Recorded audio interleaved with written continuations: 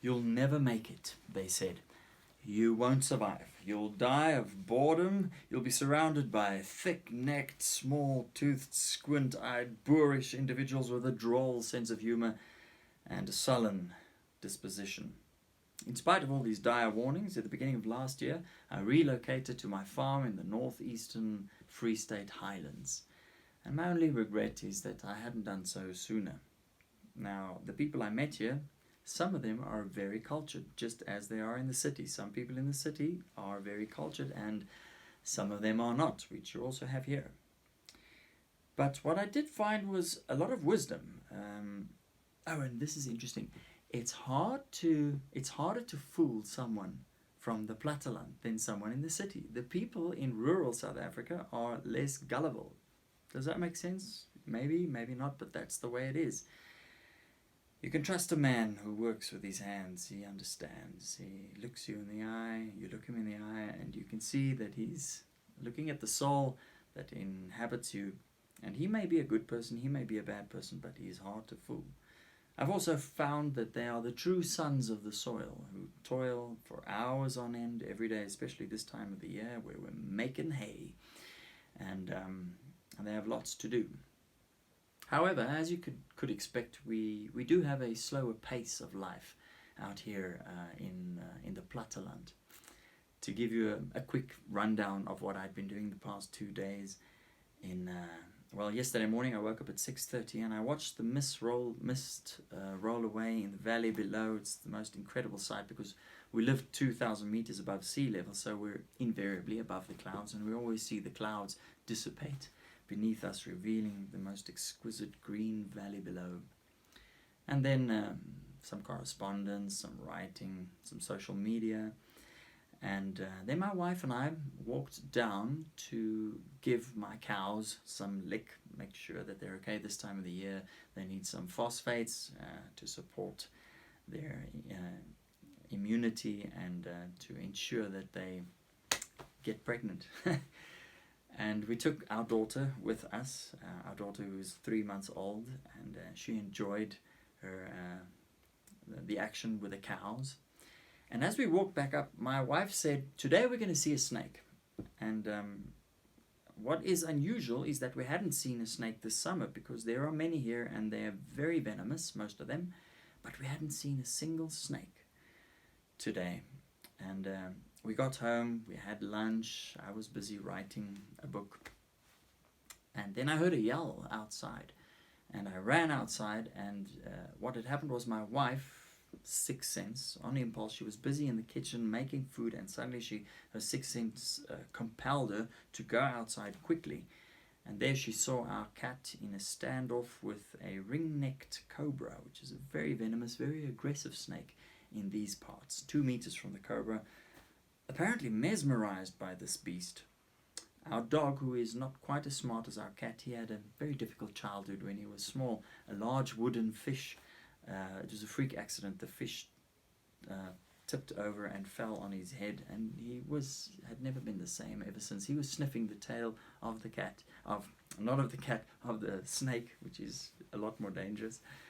And so what do? There's this highly venomous spitting cobra. It's a ring-necked spitting cobra, and its bite is even more venomous, and it's in a showdown with your beloved house pets. So what do you do? Well, we did what any sensible, newly initiated son and daughter of the soil would do. We took some sticks, and we took some stones, and we threw them at the cat and the dog, because you will probably miss the snake and you might agitate it, and it might go over into a more decisive course of action.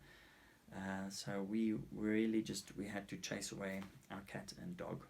The cat still hasn't forgiven us, because my wife apparently has a very good aim when the going gets tough. The snake then slithered into some rocks nearby. We were somewhat shaken, went back home, had a meal, and then I had a call from a Belgian radio station, did a radio interview in English and in Dutch, because here in the platteland we do absolutely nothing, and we have no contact with the outside world, because we live back in the 18th century and there's no such thing as connectivity here. Of course, that is not true. It was a wonderful interview, and then we had a wonderful. We actually had to end the interview because a vicious storm broke loose, and it made so much noise on the roof. But to a farmer, that is probably one of the most wonderful, most beautiful sounds you can have. Once the storm had passed, my wife and I made music for hours on end, playing tunes, rehearsing what we know, writing new stuff. Just a wonderful music experience. This morning we woke up early and went to the nearest sizable town, about 60 kilometers from here. It was a very difficult decision, but I decided, in the interest of the safety of my dog, his name is Louis, but I call him Honky because he behaves more like a honky than Louis. Well, I took Honky to the vet in Harrismith to make a eunuch of him, because we live in a nature reserve, and if you're a small house dog, your testicles really don't help you. They endanger your life, and I want him to live a longer life because I like him, and I don't want him chasing things that will destroy him when they turn on him.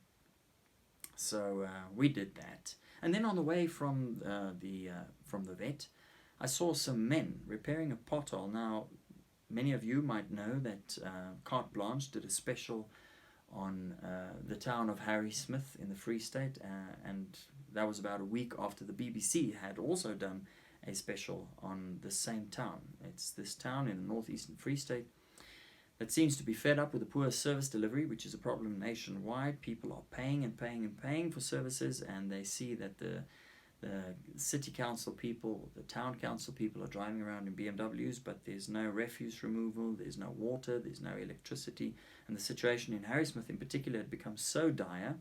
Unfortunately, because of a proactive community of farmers and folks in the town itself, from all demographics, they united and started making things work again, got the water to work, started with refuse removal. So when I saw these 4 guys fixing a pothole, I wondered, now, who are these guys? So I stopped and I asked them. They said, no, they're townsfolk and they're fixing the pothole. It was one Johan, one Marius, one Paulus, and one Fanyan. And they were fixing the potholes. Nice, eh? People doing it for themselves. And then from there we went home, and we had just left the town when we heard that there was an all points bulletin put out because there was a farm attack on a farm 10 kilometers from my farm. An elderly lady was assaulted, and weapons were taken from the safe, and the perpetrators were on foot and were busy escaping. So an area of roughly 200 square kilometers was covered by all the farmers. They blocked all entrances and started searching the fields. 200, that's 50 by 40 kilometers, that sounds about right. And they started a manhunt with dogs and with cars. It took me a while. I actually came after the action because they had apprehended 2 of the guys by the time I got to the scene, and one of them was still out there in the fields, and at the time of making this video we still hadn't apprehended him, but we have some positive ID, and now it's just a matter of finding a man of whom you know the face and the name, because you found his buddies and some other people leaked some stuff. So but there were about 50 farmers, all in their pickups, their buckies, all armed to the teeth, very organized, communicating with 2-way radios and a WhatsApp group, and it was such swift action. And if there are any of you guys out there watching this and you have any plans of making a farm attack in Harrismith, I think you should go to a different area, because the guys here are sorted and they're serious and they're aware of the danger and they're very quick to act.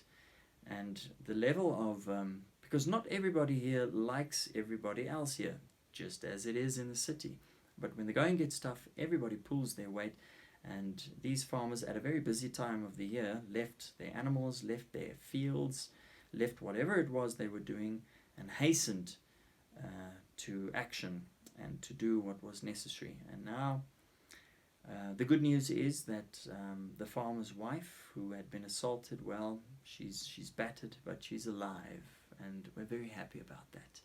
And the good news is that we caught 2 out of 3. We suspect there might be a 4th perpetrators, and yes, let justice take its course. Thank you to the police. I'll show you a little video of the police who were on the scene with a chopper. They even sent a chopper from Bloemfontein, and and I'll also show you a picture of the snake. It's not the snake because we were too excited and too focused on the emergency at hand to take a picture of the snake, but I'm going to show you a picture of the snake. It's this picture.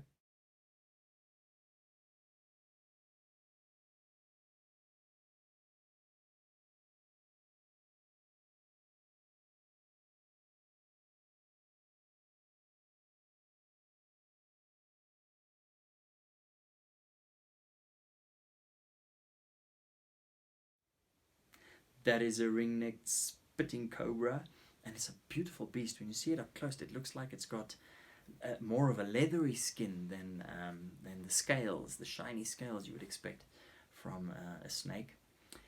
And I'll also show you the picture of Marius, Johan, Paulus, and Fanyan, who were repairing the potholes in Harrismith. And long story short, I'm really happy to live here. Not a dull moment, much to do. And right now I'm going to have some supper, and then we're going to play some music.